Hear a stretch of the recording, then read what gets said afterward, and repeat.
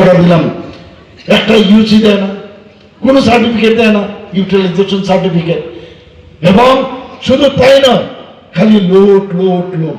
আমি আপনাদেরকে আবার অনুরোধ করব, আমাদের যাকে এবার ভারতীয় জনতা পার্টির তরফ থেকে আমাদের যে ক্যান্ডিডেট শ্রী রবীন্দ্র রিয়াং মহোদয়, যাকে আমরা দাঁড় করিয়েছি, বিপুল ভোটে আপনারা জয়যুক্ত করুন। দেখবেন উন্নয়ন কাকে বলে। আমি কথা দিয়ে যাচ্ছি যে জম্পুয়ের চেহারা আমি পাল্টে দেবো। এবং এখানে অনেকগুলো ইস্যু আছে, আমি জানি অনেক সমস্যা আছে। আমার মনে আছে সুপরি নিয়ে অনেক প্রবলেম হয়েছিল। আমাকে যখন বলেছে, আমি আসামের মুখ্যমন্ত্রীর সাথে কথা বলেছি সাথে সাথে, এবং 3-4 বার। তারপরে আমি কথা বলেছি আমাদের মাননীয় গৃহমন্ত্রীজির সাথে, এবং তারপরে প্রবলেম সলভ হয়েছে। আমরা প্রবলেম সলভার, আর তারা হচ্ছে প্রবলেম ক্রিয়েটার। এ হচ্ছে মূল ডিফারেন্স ভারতীয় জনতা পার্টি এবং অন্যান্য পার্টি। রিজিওনাল পার্টি দিয়ে হবে না। দেশের উন্নয়ন যদি করতে হয় তাহলে আপনার ন্যাশনাল পার্টি লাগবে।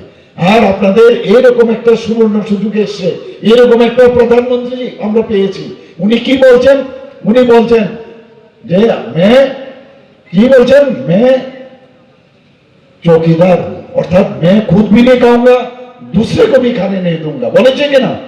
তাহলে এরকম সরকারের আমাদের, যিনি এই 2047-এ যে বিকশিত ভারত করতে যাচ্ছে, আমরাও কিন্তু এখন সেই লাইনে আছি।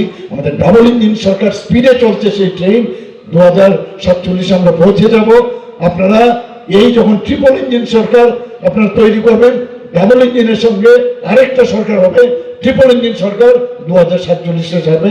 এখানে যারা যারা আছেন, আমার ছোট ছোট ভাই বোন এবং আমাদের যারা বড়জনেরা আছেন, সমস্ত সবাইকে আমি হার্দিক অভিনন্দন, শুভেচ্ছা জানিয়ে আমার কথা বলা শেষ করছি।